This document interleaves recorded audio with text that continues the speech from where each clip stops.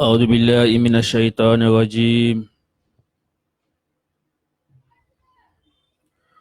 بسم الله الرحمن الرحيم. إن الحمد لله الذي قال في محكم تنزيل ادع إلى سبيل ربك بالحكمة والموعظة الحسنة وجادلهم بالتي هي أحسن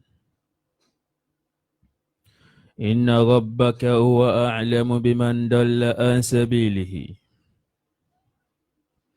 وهو أعلم بالمهتدين. اللهم صل وسلم وبارك على سيدنا محمد وعلى آل سيدنا محمد كما صليت على سيدنا إبراهيم وعلى آل سيدنا إبراهيم إنك حميد مجيد. وبارك على سيدنا محمد وعلى آل سيدنا محمد كما باركت ورحمت على سيدنا إبراهيم وعلى آل سيدنا إبراهيم في العالمين إنك حميد مجيد. ثم أما بعد، السلام عليكم ورحمة الله وبركاته. Gbogbo ọpẹ́ pátápátá eléyìí tí a máa ń dú lórí ìrànràn ọpẹ́, èyí tá a máa ń dú fẹ́ da ẹgbẹ́ wa tó bá ṣoore fún wa ni, àbí tá a máa ń dú fọ́lọ́run dàrẹ́tì látara èèyàn, àbí tá a máa ń dú fọ́lọ́run ọba dàrẹ́tì fún rẹ̀. Gbogbo àwọn onírànràn ọpẹ́ yìí kò sí ti ẹnìkankan tí ń ṣe ju ọlọ́run ọba Allah lọ. Àwa tọrọ ìkẹ́ atọrọ ìgẹ̀ fún ẹni tí ọlọ́run ní kó kẹ́yìn. Ìkẹyìn ẹ̀ ó wá fi gba ẹ̀gbọ́n fún gbogbo àwọn ànábì àtòjíṣẹ́ pátápátá. Ẹni tí ọlọ́run ọba rán sí mi àti ẹ, gẹ́gẹ́ bá a ti mọ̀ wípé gbogbo ànábì tí ọlọ́run ọba rán wá sáyé pátápátá, èyí tí ọlọ́run ọba rán sí ìlú ẹ̀ tí ń ṣe country ẹ̀ ó wà, èyí tọ́lọ́run rán sí ìlú tá a ti bí ó wà, èyí tọ́lọ́run bá rán sádùúgbò ẹ̀ ó wà, èyí tọ́lọ́run bá rán sí agboolé ẹ̀ ó wà, èyí tọ́lọ́run bá rán sí family house ẹ̀ ó wà, èyí tọ́lọ́run rán sí ìyàwó àtọmọ ẹ̀ ó wà. Ṣùgbọ́n tọ́lọ́run wá rán sí gbogbo ayé pátápátá àti gbogbo ohun tọ́lọ́run bá dá pátápátá, òun náà ni Ànábì wa Muhammad sallallahu alayhi wa sallam. Ìkẹ́ ọlọ́run àti ọlá ọlọ́run àti orí tí èèyàn máa ń jẹ tí kìí tán kó lọ bá aláyé lọ́run Adéwálé Ànábì wa Muhammad sallallahu alayhi wa sallam. Ìkẹ́ yìí kó wá ṣàn gẹ̀rẹ̀ kó wọn bẹ lórí àwọn ará ilé ẹ̀ àtàwọn sọ̀hábà àtàwọn tábìín àtàwọn àlùfáà tí wọ́n gbẹ́sẹ̀ lórí ohun tá Ànábì náà gbẹ́sẹ̀ lé. Ọlọ́mọṣà pín ìkẹ́ náà, ọlọ́mọṣà pín kárí wọn. La ilaha illallah, ọlá Muhammadu Rasulullah, la hawla wala quwwata illa billah. Àtàrà ọlọ́run àtànábì, àfi kí àwọn tí ó jẹ́ kí á ní bíbí àti àwọn tí wọ́n jẹ́ kí á ní títọ́. Èèyàn lè ní bíbí kó má ní títọ́, èèyàn sì lè ní títọ́ ńgbà míì kó má ní bíbí. Ṣùgbọ́n ọlọ́run ọba nínú orí ńláńlá ẹ̀ tí máa ń ṣe fẹ́ dà bó bá ti fẹ́, ó ní káwa ní bíbí a sì tún ní títọ́. Bẹ̀rẹ̀ látọrí Maulana Sheikh Dr. Uthman Abdulsalam Akanbi, olówó orí mi mọ́láyì, adamallahu hayatahu. Ó fi dórí Maulana Sheikh Alhaj Muqaddam Sa'id Ayinde Sulaiman, bàbá aláyìndé, adamallahu hayatahu. Ó fi dórí Maulana Sheikh Dr. Abdulqadir Salman, bàbá wa Ṣọlá Gbẹ̀rú Mudiru Kitabi wa Sunnah, adamallahu hayatahu. Ó fi dórí Khalifa Muhammad Ọlátúnjí Àkànjí Sulaiman, adamallahu hayatahu. Ó wá fi kárí gbogbo àwọn àlùfáà tí ọlọ́run ọba kádàrá wípé atẹ́tírà sí wọn ní iwájú tí wọ́n fi omi mímọ́ tí wọ́n fi mọ̀ wá, gbogbo oníyìnrán ọlọ́mọṣà ṣe dáadáa fún wọn. Ó wá fi dórí àwọn àlùfáà eléyìí tí wọ́n kọ tírà, tá a wá ka tírà wọn lẹ́yìn tá a ka ṣàǹfààní ń bẹ̀, gbogbo oníyìnrán wọn bẹ́ẹ̀ ọlọ́mọṣà ṣe dáadáa fún wọn. Ó wá fi dórí àwọn tí ó já sí wípé iṣẹ́ ká máa ṣe wáàsí, ká máa pèpè sójú ọ̀nà ọlọ́run làwọn yàn láàyò. Àwa gbọ́ wáàsí wọn, àwa rí ẹ̀kọ́ kan àbí kejì arimú ń bẹ̀, àwa náà ṣàǹfààní. Gbogbo oníyìnrán tiwọn náà bẹ́ẹ̀ ọlọ́mọṣà ṣe dáadáa fún wọn. Ó wá fi dórí àwọn tí wọn kọ́ wa ní kéwú àkátìrà wọn lóòótọ́, àmọ́ wọn tí wọn àwọn máa fún wọn ládùváìsì ni o ṣe máa ṣe láìfọ̀ ẹ báyìí, o ṣe báyìí, tún gbígbà báyìí, tún gbígbà báyìí. Àfáà kan làwọn náà jẹ́ fún wa lórí agbọ́nrin tí wọ́n ti ṣe àǹfààní fún wa ní gbogbo oníyìnrán tiwọn náà bẹ́ẹ̀ ọlọ́mọṣà ṣe dáadáa fún wọn. Ó wá fi kárí ọ̀gá tí wọ́n kẹ́ni kọ̀ọ̀kan wa níṣẹ́ pátápátá, tíṣà tí wọ́n kọ́ wa nílé ìwé, gbogbo wọn pátápátá bẹ́ẹ̀ oníyìnrán wọn ìwọ ọlọ́run bá mọ̀ wọ́n. Àwọn tí wọ́n wá ti lọ́ ń bẹ́nu wọn ọlọ́mọṣà kí wọn ní kàtàlìkìyàmà. Àwọn tí wọ́n wá ń bẹ láyé ní wọn tí wọ́n sì wà lórí rẹpẹ̀ ọlọ́mọṣà jẹ́ kí ẹ̀mí wọn gùn, mọ́ṣà kí wọn ní kẹtàyé. La ilaha illallah ọ̀la muhammadu rasulullah la hawla wala quwwata illa billah. Àwa kí àwọn olólùfẹ́ akíra wa káàbọ̀ sórí ètò wa ní Mu'assasatul Ibn al-Mubarak al-Islamiyya, ọmọ Al-Barka Islamic Foundation, tí a mọ̀ sí The Great Omif. Tá a máa mú wá fún wa, kí la máa mú wá fún àwọn náà ní ọ̀rọ̀ nípa ẹ̀sìn. Àwa yìí fún yàn lésì lórí ètò wa ń bí àìsí béèbú, àìṣépè, àìpọ̀fọ̀.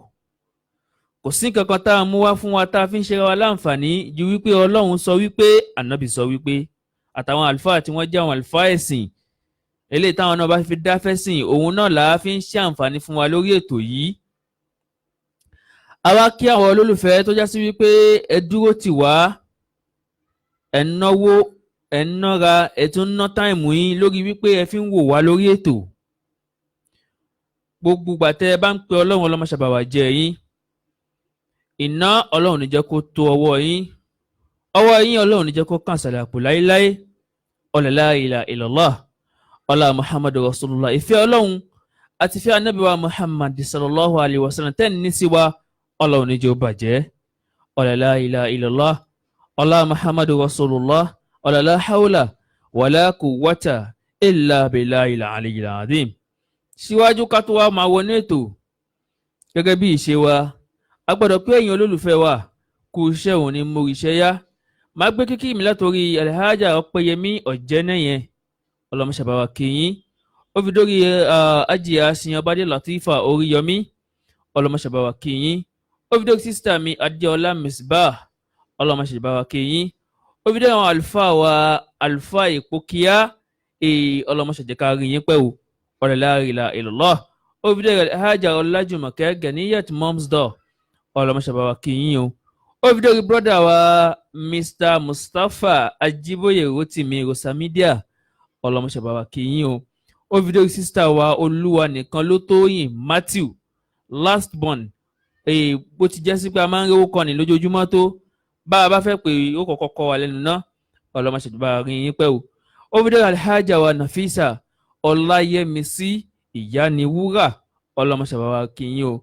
La ilaha illallah. Ó fi dórí Alhaja wa Mansura Afọlábí Ọláwùmí ọlọ́mọṣà jẹ́ ká rí yín pẹ́. La ilaha illallah.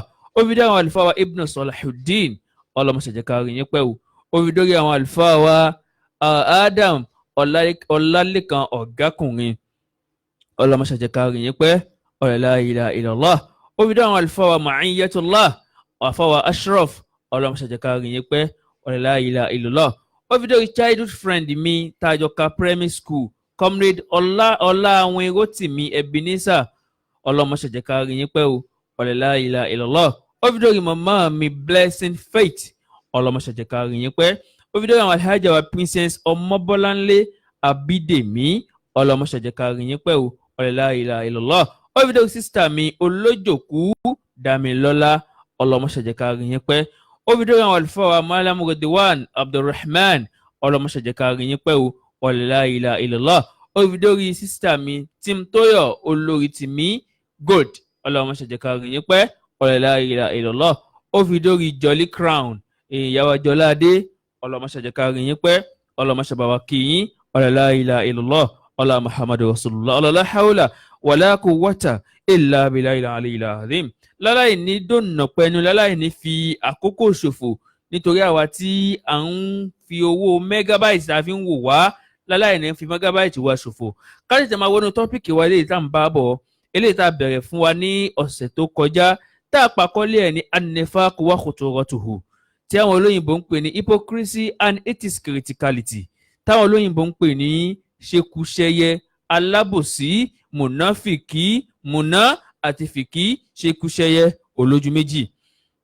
torí àwa tá a ṣẹ̀ṣẹ̀ ń darapọ̀ wọn alákọ̀ọ́kọ́ a máa ń sọ fún wa lórí péjì tá a wà yìí ọmọ Al-Barka Islamic Foundation tá a bá débẹ̀ àwọn previous lecture wa a máa bá ń bẹ̀ tá a fi máa bá wa kálọ lórí ètò wa tó bá jẹ́ pé àkọ́kọ́ ni a fi ń darapọ̀ mọ́ wa àbí ká lọ sórí platform wa omif lórí Facebook bákan náà gbogbo ohun tá à ń ṣe yìí a máa bá ń bẹ̀ àbí tá a bá dórí Facebook channel wa ọmọ The Great Omif a bá ń bẹ̀ bákan náà gbogbo àwọn ibi tá a dárúkọ yìí inshallah tá a bá fẹ́ darapọ̀ mọ́ wa a máa rí àwọn previous lecture wa ń bẹ̀ tá a máa fi bá wa lọ níbi tí a bá dé inshallah tọ́pìkì yà wá nìyẹn pé an-nifaq wa khuturatuhu àwọn olóyìnbó pè ní hypocrisy and its criticality yaani ṣekúṣẹyẹ ò ṣekúṣẹyẹ munafiki òun ni tọ́pìkì tí à ń tírìtì bọ̀ a ti wá ṣàlàyé fún wa àwọn nǹkan tá à ń pè ní munafiki a fi wé nǹkan tó já sí wípé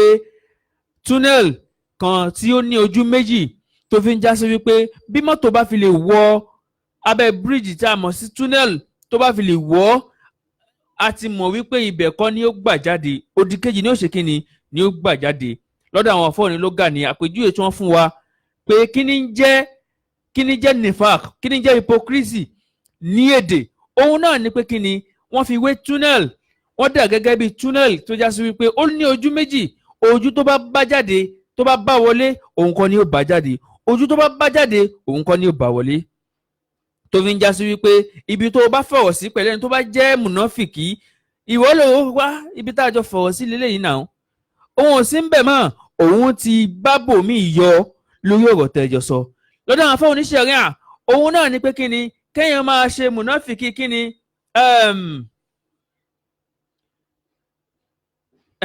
lọ́dọ̀ àwọn afọ́ oníṣẹ̀ríà àwọn sọ wípé kíni dukhul fil islami min wajhin wa khuruju anhu yani min wajil akhar òun náà ni kó máa gbé pé mùsùlùmí ni mí ṣùgbọ́n kì í ṣe mùsùlùmí ó tún ti jáde ó ti bá òdì kejì míì ó ti bá a jáde kì í ṣe mùsùlùmí múnáfìkì ni wa minan nasi man yaqulu amanna billahi wa bil yawmil akhir wa ma hum bimu'minin gẹ́gẹ́ bí àwọn tó já sí wípé wọ́n máa sọ wípé inú àwọn èèyàn wọ́n máa sọ wípé àwa gbọ́ Ọlọ́run bá gbọ́ àwa gbọ́ òjíṣẹ́ gbọ́ àwa pa Nábì Muhammadu gbọ́ ṣùgbọ́n wọn kì í ṣe mùmíní irọ́ lásán ni wọ́n ń pa ohun ìṣòlóòtọ́ akọ brief yẹn fún wa ní àwọn tọ́pìkì tá a ti ṣe kí ni tá a ti treat fún wa àwa jẹ́ ká mọ̀ wípé ìyẹn tá à ń pè ní mùnáfìkì yìí ó pín sí méjì alákọ̀ọ́kọ́ ń bẹ̀ òun náà ni kéèyàn máa ṣe nífàkù i'tiqadiyya àdìọ́kàn tá a fi ṣàlàyé ẹ̀ fún wa wípé àdìọ́kàn yìí a lè kàfàrà ẹni tó bá ní àdìọ́kàn i'tiqadiyya tó bá ní nífàkù i'tiqadiyya a lè kàfàrà ẹni bẹ́ẹ̀. ẹlẹ́ẹ̀kejì àwa ṣàlàyé fún wa wípé òun ni nífàkù amaliyya òun ni nífàkù tá a máa ń ṣe ní iṣẹ́ yaani hypocrisy tí ó já sí pé inú iṣẹ́ lòun wà òun kì í ṣe kíni òun kì í ṣe tàdíọ́kàn ní àwọn nǹkan tí a ṣàlàyé fún wa nìyẹn. níbo la wá dé òun náà ní kíni masiru wa iqabul munafiqina nifaqan i'tiqadiyya kí ni nǹkan tí ó máa jẹ́ ohun tí ó jẹ́ nǹkan tí ó máa gbẹ̀yìn àwọn tó já sí wípé wọ́n ń ṣe nífàkù àdíọ́kàn. Kí ni nǹkan tí ó máa jẹ́ ohun tí ó jẹ́ nǹkan tí ó máa gbẹ̀yìn àwọn tó já sí wípé wọ́n ń ṣe nífàkù àdíọ́kàn. Kí ni nǹkan tí ó máa jẹ́ ohun tí ó máa gbẹ̀yìn àwọn tó já sí wípé wọ́n ń ṣe nífàkù àdíọ́kàn. mo kí olólùfẹ́ mi Alhaja Suleiman Nafisa Olúwaṣeun Adéníyì Unlimited Doctor ọlọ́mọṣẹ̀jẹ̀ká rí yín pẹ́. Mo kí ìyá wa Ògúnfowórà ẹ má bínú bí bá ti pé o Adéníkẹ́ ọlọ́mọṣẹ̀báwá kìyìn. Mo kí àwọn àlùfáà wa Muhammad Ọlọ́ládé ọlọ́mọṣẹ̀báwá kìyìn. Naam, ibi tá ń lọ òun ni kí ni masiru wa iqabul munafiqin nifaqan i'tiqadiyya. Ìjìyàwó ní bẹ́fẹ́ ni tí bá ń ṣe nífàkù i'tiqadiyya, yáni ẹni tí ń ṣe kú ṣẹyẹ àdìọ́kàn. Ìjìyàwó ní bẹ fún ẹni bẹ́ẹ̀ àti pé kí ni ó gbẹ̀yìn ẹni bẹ́ẹ̀. Òun náà ni pé ni huwa naw'un minan nifaqi alladhi huwa nifaqu i'tiqadiyyun. نفاق الأكبر كان عليه عبد الله بن أبي بن سلول ومن كان معه من طغمته. ẹ̀rí nífàkù tá a sọ yìí ṣekúṣe tá a sọ yìí òun náà ni ṣekúṣe téèyàn di ọkàn téèyàn ń ṣe mùnáfìkì ìtìkọ̀díyà àdìọ́kàn. òun náà ni ṣekúṣe tó já sí wípé ó lágbára jù, òun nífàkù tó lágbára jù. Irú nífàkù yìí òun náà ni arákùnrin tá à ń pè ní Abdullahi bin Ubayy bin Zelul. òun ni hypocrisy tóun ṣe, àpèjúwe ní hypocrisy tóun ṣe kí ni tóun ṣe wa man kana ma'ahu min tughmati àtàwọn owó àwọn èèyàn tí wọ́n jọ bẹ́ẹ̀. Dhakara Allahu tabaraka wa ta'ala ha'ula'i munafiqina ma'al kafirin fi mawadi'a kathiratin min al-Qur'an al-Karim. فمنها قوله تعالى إن الله جامع المنافقين والكافرين في جهنم جميعا. الله bá lékè ọlá ó kó papọ̀. Kí ló kó papọ̀? Ó kó mùnáfìkì, àwọn tó bá jẹ́ hypocrite àti àwọn kèfèrí, ó kó wọn papọ̀. Yàní ẹni tó bá jẹ́ kèfèrí àtẹni tó bá jẹ́ mùnáfìkì, Ọlọ́run bá ní a kó wọn papọ̀ bákan náà ni wọ́n jọ lẹ̀ papọ̀ ní pẹ́típẹ́tí. Ọlọ́run bá fi wá ń sọ fún wa ní Al-Qur'ani wípé dájúdájú òun Ọlọ́run ọba òun ó kó o papọ̀ àwọn tí ń ṣe mùnáfìkì àtàwọn tó jẹ́ kèfèrí nínú náà jẹ́ ànámọ̀. Allahu akbar. Ìta fẹ́ jẹ́ ká gbọ́ inú àyà yìí òun ni pé kí ni wa dhakara al-munafiqin qabla al-kafirin. Ọlọ́run ọba àlekè ọlá ó kọ́kọ́ dárúkọ mùnáfìkì kó tó dárúkọ kèfèrí, tó fi ń já sí wípé kéèyàn jẹ́ mùnáfìkì gan-an ó ní agbára ju kéèyàn jẹ́ kèfèrí lọ. Lápèjúwe, ẹni tó jẹ́ ọlọ́pàá ṣe mọ̀ pé amòfin ni, àbẹ́ni tó jẹ́ lọ́yà ṣe mọ̀ pé amòfin ni, àbẹ́ni tó jẹ́ adájọ́ ṣe mọ̀ pé amòfin ni. Àwa ká ọlọ́pàá níbi títí ń jalè, a ká adájọ́ níbi tó ti ń jalè, a ká lọ́yà níbi tó ti ń jalè. Ṣe mọ̀ wípé ìjìyà tí lọ́yà àbí ọlọ́pàá àbí adájọ́ ìyà tá a fi jẹ wọ́n, ṣe mọ̀ wípé yóò ṣe kí ni, yóò gara ju ìyà tá a fi jẹ ni tí kìí ṣe lọ́yà lọ. Tó kò jẹ́ aráàlú, tó kò jẹ́yàn lásán tí kìí ṣe amòfin. Ṣe mọ̀ wípé ọlọ́pàá nísìn ó mòfin ó wá rú ni. Torí àwọn ní máa arrest ẹni tó bá jẹ́ olè àbí ẹni tó bá ṣe nǹkan tí yóò dá. Ṣe mọ̀ pé ọlọ́pàá ni ó arrest, adájọ́ ni ó dájọ́, lọ́yà ni ó ṣe kí ni ó ṣàgbẹjọ́rò, tó fi jẹ́ sí pé àwọn tá a kà kalẹ̀ yìí wọ́n mòfin. Tá a wá ká ẹrù òfin mọ́ wọn lọ́wọ́, ẹ yẹ ká ti mọ̀ wípé ìyà tí wọ́n jẹ yóò ju tẹni tí kìí ṣe amòfin lọ. Lọ́lọ́run bá fi kọ́kọ́ dárúkọ mùnáfìkì síwájú kó tó dárúkọ kèfèrí. Ó jẹ́ ká mọ̀ wípé àwọn méjèèjì ìjìyà kan náà ní bẹ fún wọn, wọ́n ó jọ kó wọn papọ̀ báyìí, òun dà wọ́n sínú náà jahannama tó bá dọjọ́ gbèǹde alkiyama. Àlùfáà wa àgbà Ibn Kathir rahimahullah wọ́n tú nínú tafsiri wọ́n tú àyà yìí fún wa. wọ́n ní kama ashrakuhu fil kufri kadhalika yushariku Allahu baynahu fi khuludi fi nari jahannama abada wa jama'a baynahu fi dari uqubati wan nakal la ilaha wal quyud wal aglal wal sharab al hamim wal gislain la zulal. Na'am, alfawa Ibn Kathir wọ́n wá tú àyà ìfọ̀n wọn ni kama ashrakuhum fil kufr, gẹ́gẹ́ bí ó já sí wípé wọ́n jọ papọ̀ níbi ìṣẹ́bọ nínú kúfù, wọ́n jọ pàdé, wọ́n jọ kó síbẹ̀ ni. kadhalika yushariku Allahu baynahum fil khuludi fin nari jahannama, gẹ́gẹ́ bẹ́ẹ̀ náà ni Ọlọ́run ọba ó ṣe kí ni yóò ṣe kó wọn jọ sínú náà jahannama tí wọ́n kó wọn sábẹ́. وجمع بينهم في دار العقوبة والنكال والقيود والأغلال والشراب الحميم والغسلين لا زلول. ṣé ni tá a fi dẹni tó jẹ́ tó jẹ́ kèfèrí òun la fi dẹni tó jẹ́ mùnáfìkì.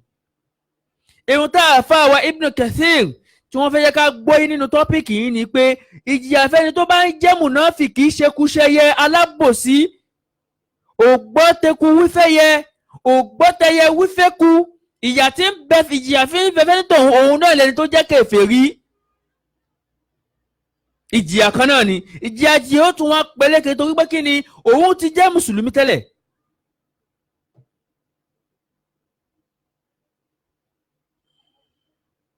Aki Arix Pretty ọlọmọṣàbàwà kìyìn la ilaha illallah. Akẹ́wà àwọn bọ́dà wa olúwa olówó Labon HRF Finto Wonder ọlọmọṣàbàwà kìyìn. Ẹ dákun ẹ jẹ́ kí á jìnnà sí ohun tí à ń pè ní hypocrisy. Nǹkan kan tó já sí wípé ìjìyà ẹ̀ ó lágbára púpọ̀ ni. Na'am.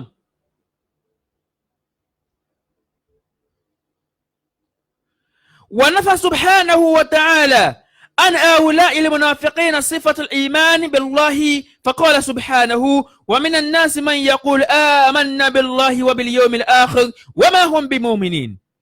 Ọlọ́run bá lékè ọlá ó lé àwọn tó já sí wípé wọ́n á máa ṣe báyìí ṣekúṣẹyẹ ni wọ́n, ó lé wọn kúrò níbi nǹkan tí ń jẹ́ ìgbàgbọ́ torí wọ́n mọ̀ pé wọn ò ní nígbàgbọ́, wọn ò lè ní ìgbàgbọ́. Lọ́lọ́run fi sọ pé wa mina nnasi man yaqulu amanna billahi wa bil yawmil akhir wa ma hum bimu'minin. Ń bẹ nínú ọ̀gọ̀rọ̀ èèyàn tó já sí wípé wọ́n máa sọ wípé agbọ́ Ọlọ́run bá gbọ́, àgbà nábì gbọ́, a sì gbọ́ ọjọ́ kẹyìn gbọ́, wa ma hum bimu'minin. Wọn kì í ṣe mùmìnì, irọ́ ni wọ́n ń pa. Yàní nǹkan yìí òun là ń pè ní an-nifaqul i'tiqadiyyun.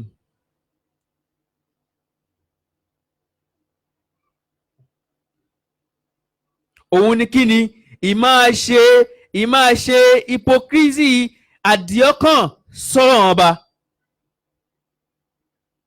Wa masirul munafiquna bayyanahu Allahu tabaraka wa ta'ala. Ihun tí ó máa gbẹ̀yìn mùnáfìkì, ẹ jẹ́ kí n máa pè ní mùnáfìkì ká tètè máa gbọ́ yé, ẹ jẹ́ kí n máa pè bẹ́ẹ̀. Gbogbo ọlá mọ̀ nǹkan tí ń jẹ́ hypocrisy.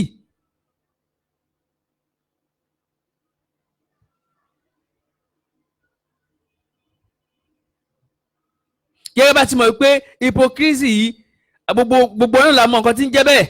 Naam, òun là ń ṣàlàyé fún wa nípa wàá aburú tí ń bẹ ń bi kéèyàn jẹ́ hypocrisy, kéèyàn jẹ́ hypocrite, kéèyàn jẹ́ mùnáfìkì, kéèyàn jẹ́ ṣèyí ṣọ̀hún.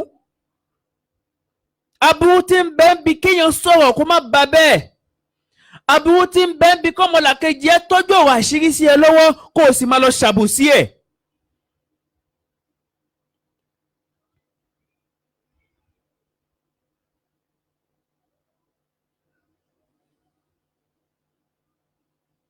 Ọlọ́run wá sọ wípé aburú tí ń bẹ́ẹ̀ wípé kí ni annahu darikul asfalu min nari yawmal qiyamah jaza'an ala kufrin ghaliz la ilaha illallah muhammadu rasulullah.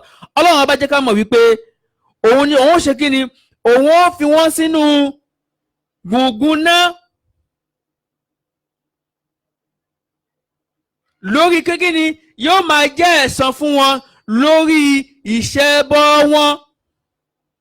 Ọlọ́run bá fi wá sọ wípé innal munafiqina fi darakil asfali minan nari walan tajida Allahu nasiran la ilaha illallah. Ọlọ́run bá sọ wípé ẹ̀rọ àwọn munafiki a máa fi wọ́n sínú gbùngbùn náà inú tẹ́lẹ̀tẹ́lẹ̀ náà a fi wọ́n tẹ́lẹ̀ iná ni. A sì ní bójú èèyàn àti ẹ̀ ní ṣàánú wọn rárá. A ní bójú a ní fojú àánú wò wọ́n.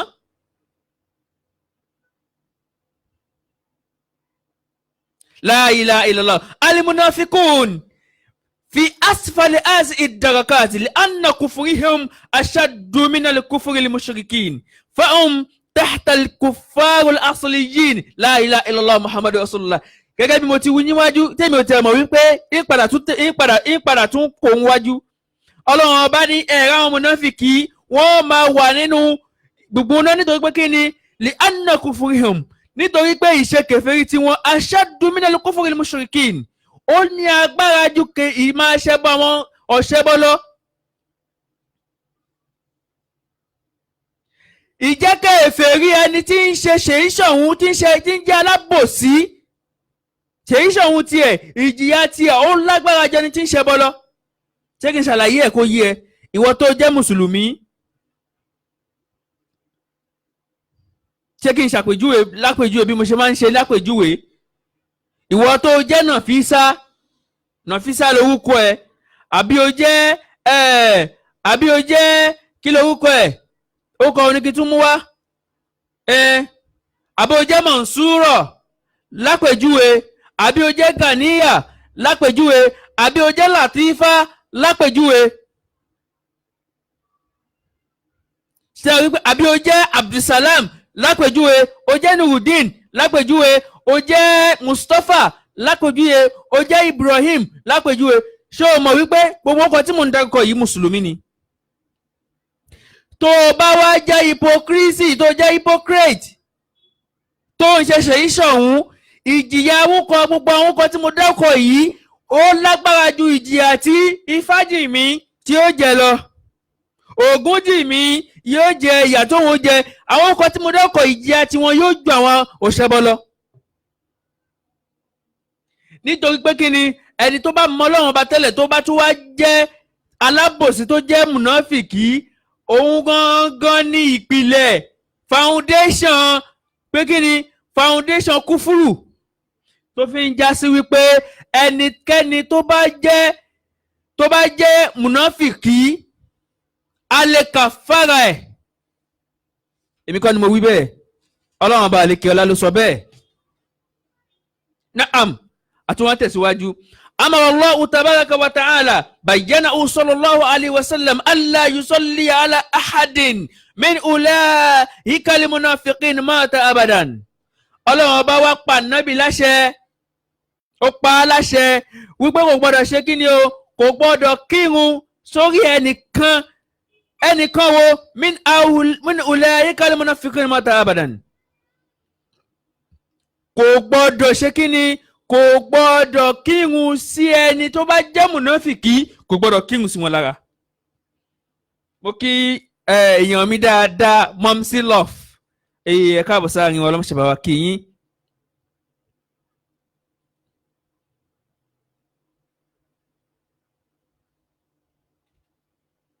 Ọlọ́run bá ló pa Ànábì láṣẹ bẹ́ẹ̀.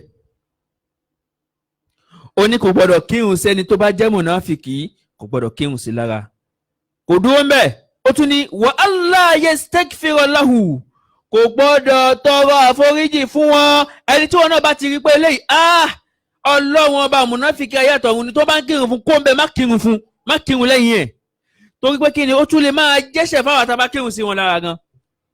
Ọlọ́run ọba ló wí bẹ́ẹ̀, ó pa Ànábì láṣẹ bẹ́ẹ̀ wípé kò gbọ́dọ̀ ṣe bẹ́ẹ̀. Li annahu murtaddu kafirun qala ta'ala wala tusalli ala ahadin minhum mata abadan wala takum ala qabrihi innahu kafaru billahi wa rasulihi wa matu wa hum fasiqun.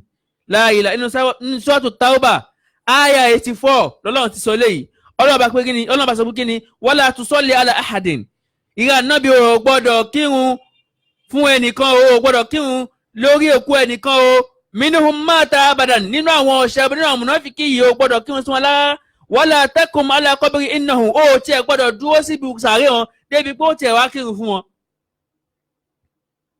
débi pé ó tiẹ̀ wá sọ wípé ìrun ló fẹ́ kí pé ó fẹ́ kírun sí lára ó gbọ́dọ̀ dúró ń bẹ̀ ó tiẹ̀ gbọ́dọ̀ dúró níbi kíni níbi sàárè ẹni tó bá jẹ́ mùnáfíkì nítorí pé kíni wọ́n ti ṣe kèfèrí sọ́lọ́run àtànábì wọ́n wá kú lórí ẹ̀ ọlọ́run ọba ló pa ànábì láṣẹ léyìí akáwọn àlùfáà wa Mawlana Sheikh tá a fi tọ̀wọ̀tọ̀wọ̀ àti àpọ́nlé tí a fi dárúkọ wọn àwọn àlùfáà wa Muhammad Jumaa Adam Abdullahi Al-Ilori ọlọ́mọṣẹ́jẹ́ká rí yín pẹ́ ọ̀lọ́lá adamallahu hayatahu ọlọ́mọṣẹ́jẹ́ká rí yín pẹ́ ọ̀lọ́lá ilaha illallah ọ̀lá Muhammad rasulullah la hawla wala quwwata illa billah.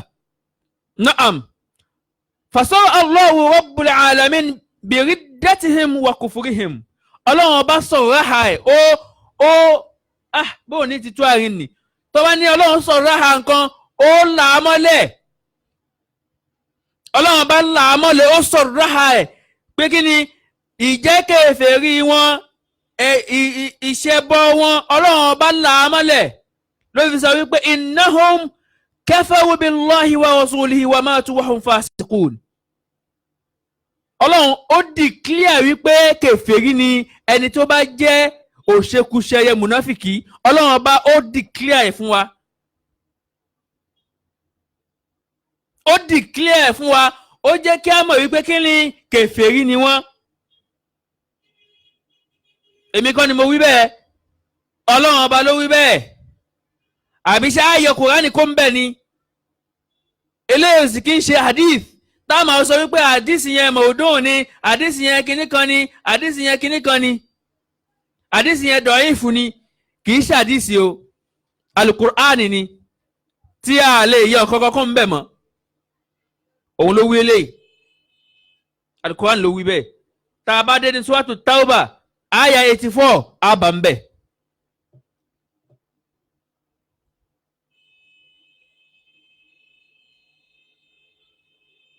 nítorí pé kí ni ẹni tó bá jẹ́ nítorí pé kí ni ẹni tó bá nírú nífàkì yìí yóò gbé kúrò lójú ọ̀nà Islam ni ẹni tó bá dẹ̀ ti kúrò lójú ọ̀nà Islam ó ti di kí ni ó ti di kèfèrí. fana Allahu tabaraka wa ta'ala nabiyyahu sallallahu alayhi wa sallam an salati ala ayyi min al-munafiqina mata wa nahahu Allahu tabaraka wa ta'ala an istighfar lahu. Naam àti tún yìí ni pé ọlọ́run ọba ó kọ̀ fánàbí ẹ̀ wípé kó má kírun fún ẹni kankan tó bá jẹ́ kèfèrí tó bá jẹ́ mùnáfìkì tó bá kú kó má kírun sí lára. ọlọ́run bá dẹ̀ tún kọ̀ fánàbí pé kí ni kò gbọ́dọ̀ tọrọ àforíjì kò gbọ́dọ̀ tọrọ ẹ̀ fún ẹni tó bá jẹ́ kí ni ẹni tó bá jẹ́ mùnáfìkì. Naam jumlatun min amthilati nifaq al-amali.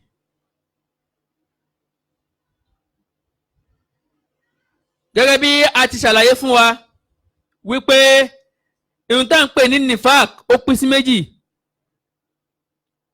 Nifaq al-i'tiqadi wa nifaq al-amali. Bá a ti ṣàlàyé fún wa ní òun ni a sọ fún wa wípé ó ṣe kí ni ó pín sí méjì.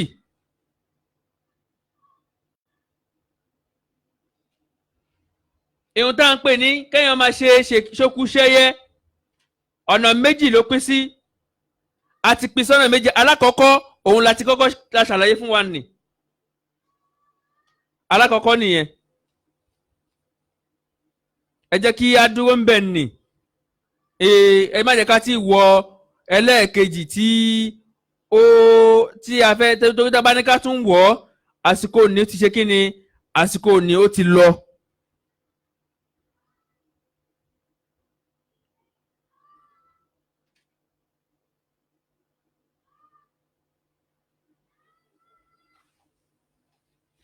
ibi tí ohun tí a ń pè ní an-nifaqul i'tiqadiyyu ìmáṣe ẹbọ tí ọkàn ibi tó parí sí nìyẹn. èyí tó kù tá a lọ nísìnyí òun náà ni an-nifaqul amaliyyu.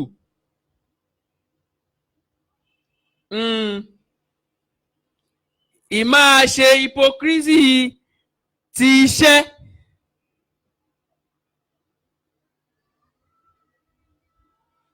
ti iṣẹ́ òun ló kù tá a fẹ́ tàdí ọkàn yìí la sọ wípé ẹni tó bá ní ó ti di kèfèrí.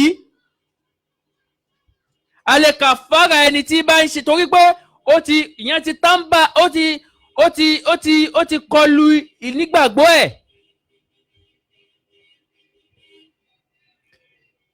irú ẹni bẹ́ẹ̀ bọ́mọ bá kú fún yóò sọ wípé àwọn àjẹ́ ilé òun kan ló pa ọmọ òun. yóò sọ wípé àjẹ́ ilé kan ló pa ọmọ òun. irú àwọn bẹ́ẹ̀ là ń pè ní an-nifaqul i'tiqadiyyu. alákọ̀ọ́kọ́ nìyẹn ẹni tó bá níyìn ní a ṣàlàyé ẹ̀ fún wa wípé ìyíhun ti níṣe pẹ̀lú tawhid.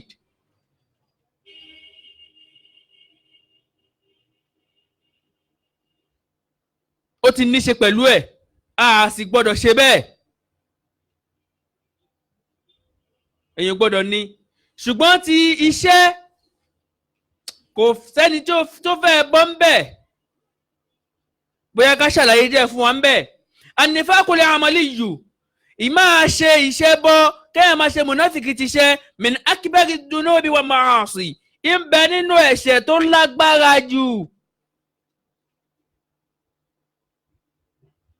qad yajtami'u fi qalbil muslimi imanu wan nifaqu.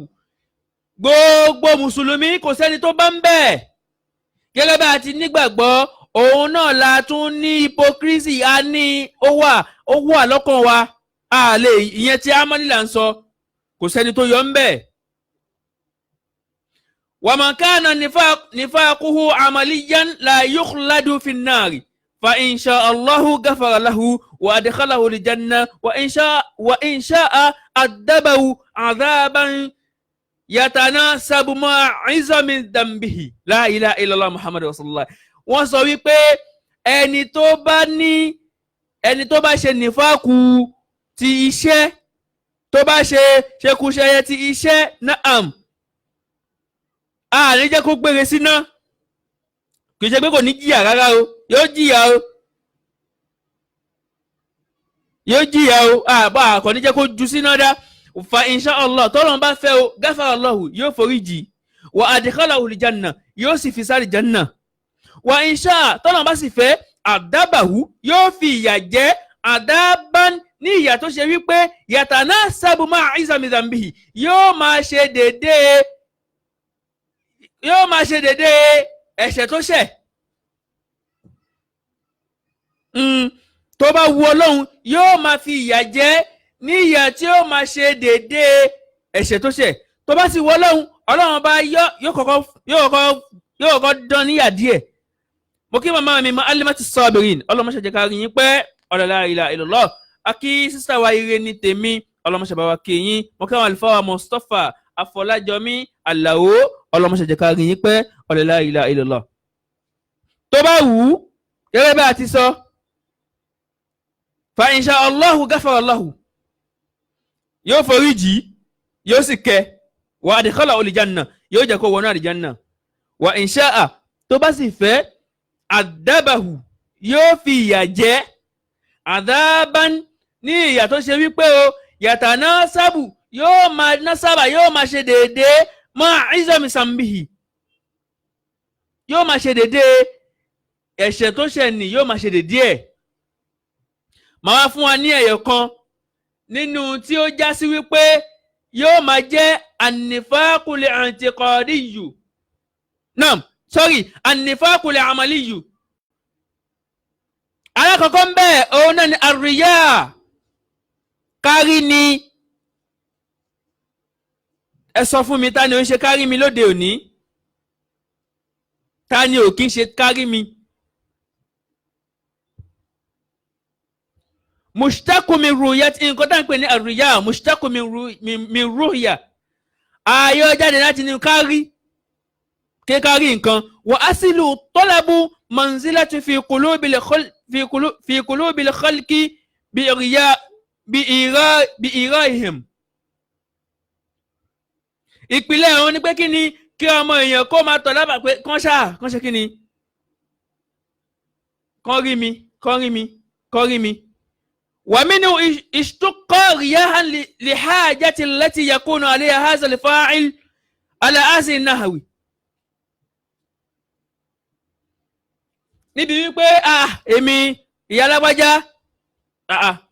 ọmọ yóò sọ fún yín pé mo ra bisikíìtì fóun ni torí mo jí pé ẹ dúpẹ́ lọ́wọ́ mi yóò ṣe ìtumọ̀ ẹni pé káṣá ṣe ní ṣe wípé mo ti ṣe wọ́n gbọ́dọ̀ ṣe kíni wọ́n gbọ́dọ̀ rí mi pé èmi ni mo ṣe léyìí náà. kọ́ fẹ́ kọ́ mọ́sálásí kọ́ wọ́n sọ wípé tọ́ àwọn aláàjì wa wọ́n fún wa ní àpò símẹ́ǹtì kan tí wọ́n bá fi lè announce ẹ̀ wàhálà dé yóò máa rojọ́ àwọn àfáà mọ́sálásí káàkiri ní wípé wàláì wọn ò mórè odidi ṣé wọn mọ tí recession Nàìjíríà ń sọ nísìnyí odidi àpò símẹ́ǹtì kan mo wá ní kí wọ́n fi sínú kí ni mọ́sálásí wọn fẹ́ kọ́ wọn ti ẹ̀ wá lè announce wípé èmi náà fún wọn ní àpò símẹ́ǹtì kan ó ti ṣe kárí ni.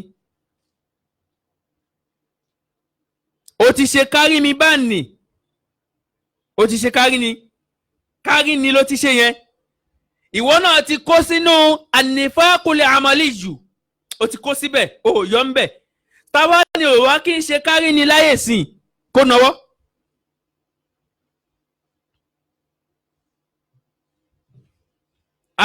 At least now nígbà tí ó ní problem tó fẹ́ sanwó school ọmọ ẹ̀ èmi ni mo sanwó ẹ̀ náà èmi ni mo sanwó school ọmọ ẹ̀ mi ò dẹ̀ rí lọ́jọ́ kejì kó wá dúpẹ́ fún mi pé àbí kò la ilaha illallah àbí kò fún yàn láṣọ lápèjúwe ó ṣàfẹ́ jẹ́ káwọn èèyàn mọ̀ wípé ìwọ ló fún un láṣọ yẹn ó wá déta ó wá dára èèyàn pé ẹni ẹ̀ wá wáṣọ yẹn jáde ó wá sọ wípé àbí bẹ́ẹ̀ ni wípé ìwọ ló ránṣọ yẹn fún rẹ̀ àbí bẹ́ẹ̀ ni pé wọ́n dá a mọ́ ẹ àbí òyìnbó bó ṣe fìtì ẹ bẹ́ẹ̀ ni wípé ìwọ ló ní gangan kọ́ bá fi lè mọ̀ wípé òun ló ṣe kí ni òun ló fún láṣọ.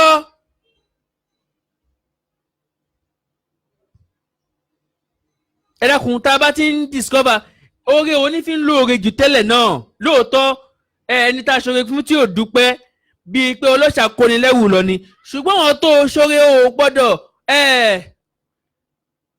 la yuridu minkum jazaa wala shukuran má retí wípé wọ́n wá dúpẹ́ àbí wọ́n san ẹ̀san oore tó ṣe yẹn wọ́n san fún ẹ. àfọlórí kan sọ wípé in kana al-fuqara la tujzikumu fa rabbul fuqara yajzikum mi mọ́ bóyá ṣe wá bí àwọn tí wọ́n jẹ́ olòṣì yìí tí wọ́n jẹ́ tálíkà yìí tí wọ́n bá dúpẹ́ fún ẹ àbí tí anybody tó bá ṣoore fún tí ò bá mọ̀ fún ẹ gbà wípé ọlọ́run ọba ẹ tó mọ̀ ẹ tó ní ẹ yóò mọ̀ fún ẹ mọ̀nà.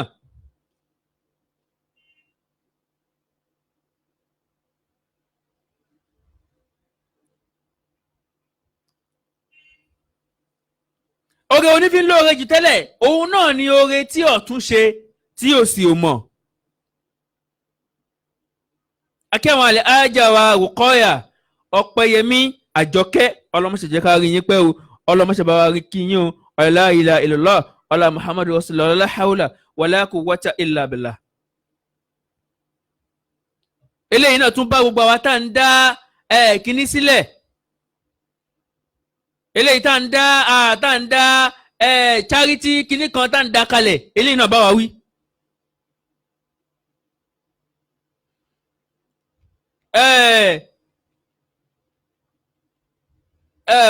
àdìsí ànábì tó sọ wípé niyyatul mu'min khairu min amalihi.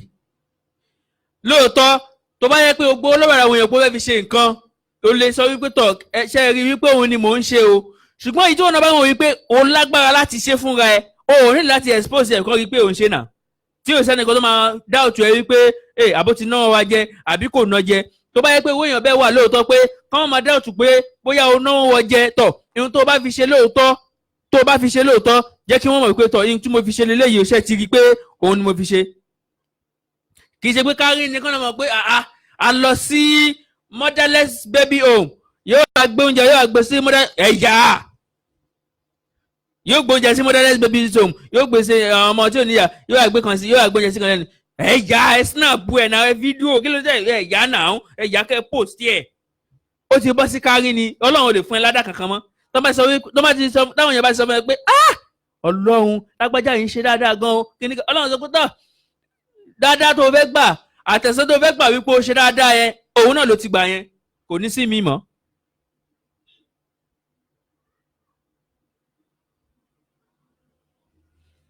ẹ dákun gbogbo tá a bá fẹ́ ṣe yìí náà ẹ jẹ́ ká máa ṣe nítorí kíni ẹ jẹ́ ká máa ṣe nítorí ọlọ́run ká lè bọ́ kúrò nínú kíni anífàkùlẹ̀ àmọ́lé yù ìmáa ṣekúṣe yẹ ti iṣẹ́ àti ṣàlàyé ti àtẹ̀kọ́rí yù àti ṣàlàyé yẹn àti ṣàlàyé kọjá ti amániládé yìí gbogbo tá a bá fẹ́ ṣe ẹ jẹ́ ká yọ kárí ni ẹ jẹ́ ká yọ kúrò ń bẹ́ẹ̀ kọ́ mọ̀ wípé mi ni mo ṣe ẹ jẹ́ ká yọ kúrò ń bẹ́ẹ̀.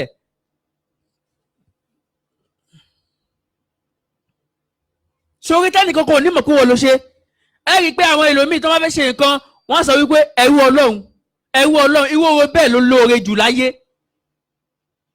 yóò sọ wípé ẹ má dárúkọ mi o ẹ sọ wípé ẹrú ọlọ́run wọ́n sọ wípé tọ̀ ẹrú ọlọ́run omi 10,000 kalẹ̀ ó lo ṣíárà ẹ̀ 1,000 ló múlẹ̀ o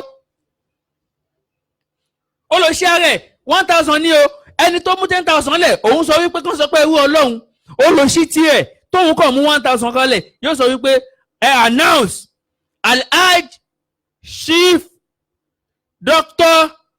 kíní kan mi ní dárúkọ torí àwọn èèyàn burú díẹ̀ Alhaj Chief Dr.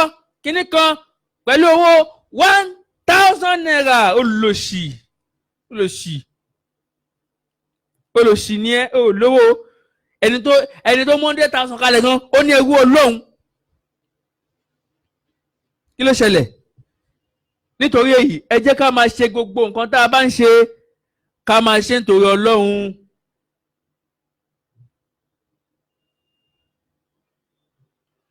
حقيقته لغة أن يري غيره خلاف ما هو عليه لأنه لا كان مخلصا ما بال إطلاقا بأن يرى أو لا يراه غيره هو يعمل بالله تبارك وتعالى سواه رآه أم لم يراه eléyìí kí wá ní hakikatu lugatan kí wá ní ìtumọ̀ nǹkan táwọn ènìyàn èdè òun ní pé kí ni kéèyàn máa ṣe nǹkan lójú kan kó sì jẹ́ pé ojú mi ló fi ń ṣe yanni kó máa ṣe nǹkan yẹn nítorí pé kán lè rí i.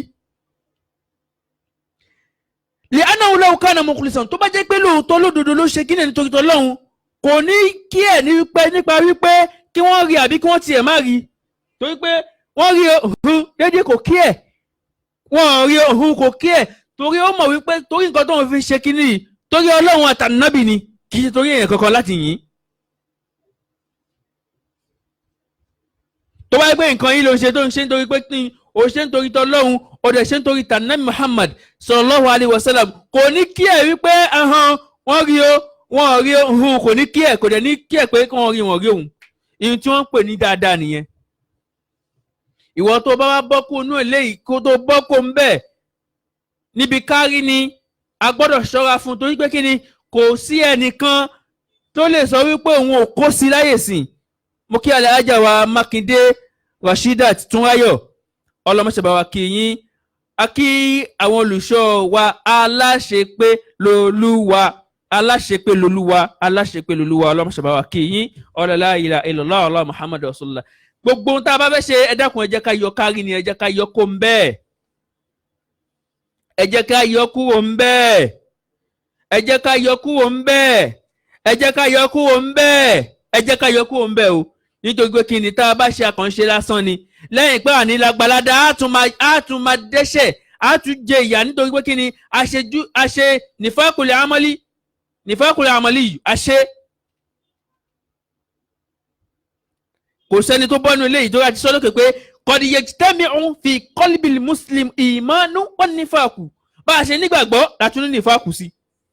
yàní a ní ìmánì nífàkù sí gbalẹ́gbẹ̀ẹ́ kò sẹ́ni tó bọ́ ń bẹ̀ kọ́ ọlọ́mọṣà ṣọ́ wa níbẹ̀ ìjìyà bẹ́ẹ̀ ọlọ́mọṣà ṣọ́ wa ń bẹ̀ o ọlọ́mọṣà ṣọ́ wa ń bẹ̀ o ọlọ́mọṣà ṣọ́ wa ń bẹ̀ o ọlá pé Ọlọ́run bá lọ sọ pé gàfúrú rahim tó o bá foríjì ó tún kẹ́ gbogbo tá a ti ṣe nífàkù gbogbo ibi tá a ti kó sí ti ẹ̀ǹtẹ̀kọ́díyò àti ti àmàlíyò ni ẹ̀ǹtẹ̀kọ́dí àti àmàlí ẹ̀ǹtẹ̀kọ́dí àti àmàlí ibi tá a ti kó sí bẹ́ẹ̀ dákun Ọlọ́run máṣà yọ wá ń bẹ̀ èyí tá a wá ti ṣe kó forí ẹ̀jì wá o ọ̀làlá ilaha illallah ọ̀là muhammadu rasulullah ọ̀làlá haula wàlá quwwata illa billah inshallah ibi tá a ti dúró lórí ètò wa ní tèní òun nìyẹn torí pé àsìkò ti lọ púpọ̀ àsìkò ti lọ púpọ̀ àsìkò ti lọ púpọ̀ àsìkò ti lọ púpọ̀ àsìkò ti lọ púpọ̀ akíngbogbo ẹni tẹ́ ẹ pè wá tẹ́ ẹ lo gbogbo àsìkò yín ẹ tún lo mẹ́gábáìtì yín ẹ fi wò wá gbogbo ìgbà tẹ́ ẹ bá ń pe Ọlọ́run Ọlọ́run má ṣe bá wa dá yín lóhùn ibi tẹ́ ẹ ti mówó yìí Ọlọ́run má jẹ́ kí iná tó ń bẹ̀ ẹ dákun bá wa láìkì ẹ bá wa ṣíà ẹ kẹsì bá wa invite kẹ bá wa ṣíà torí ẹni tí ò sí ń bí kóhun náà lè jàǹfààní kó lè jàǹfààní ń bẹ̀ ládàá bẹ́ẹ̀ Ọlọ́run má fi dùn wá o ọ̀làlá ilaha illallah ẹ jẹ́ ká ṣọ́ra fún ìmáa ṣe kárí ni ìmáa ṣe kúṣẹ́ yẹ ṣe yí ṣọ̀hún ìjìyà tí ń bẹ fẹ́ni tí bá ń ṣàbòsí ìjìyà kan tó lágbára púpọ̀ ni ọlọ́mọṣà ṣọ́ wa ń bẹ̀ o ọlọ́mọṣà yọ wa ń bẹ̀ o ọ̀làlá ilaha illallah ọlá muhammadu rasulullah ọ̀làlá haula wàlá quwwata illa billahil aliyyil azim tí ó tún fi dọ̀ṣẹ̀ṣẹ̀ tó ń bọ̀ lágbára Ọlọ́run nítorí pé kí ni ẹ̀yin láàmà rí àwa lẹ́ẹ̀mà rí ẹ̀yin láàmà bá ẹni tó bá sọ wípé àwọn ò ní dé òun làwọn ò ní dé bá insha allah subhanallah walhamdulillah wala ilaha illallah allahu akbar wala hawla wala quwwata illa billah subhanallah walhamdulillah wala ilaha illallah allahu akbar wala hawla wala quwwata illa billah subhanallah walhamdulillah wala ilaha illallah allahu akbar wala hawla wala quwwata illa billahi al-aliyyil azim subhana rabbika rabbil izzati amma yasifun wassalamu ala al-mursalin walhamdulillahi rabbil alamin.